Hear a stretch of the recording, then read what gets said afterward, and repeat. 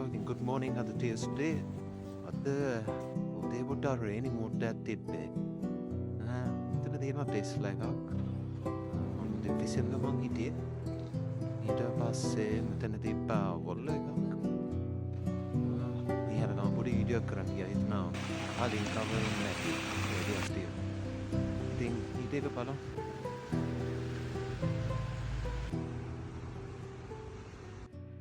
අද මට පොඩි දෙයක් කියන්න ඕන කියලා හිතුණා.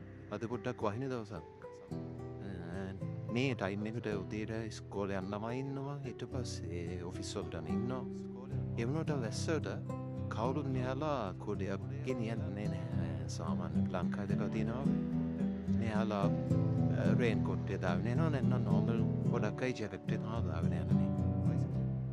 ඊට පස්සේ තව දෙයක් තමයි කවුරු හරි ඉන්න කොඩයක් කියලා. ගොඩක් වෙලාවට එයාලා ඒෂියන් country nga puedo.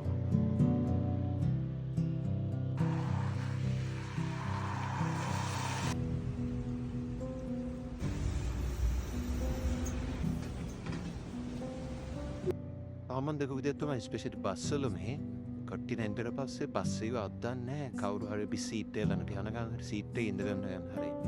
යාලා එතන නවත්තගෙන ඉඳලා තමයි ඊට පස්සේ බස් එක යන්නේ.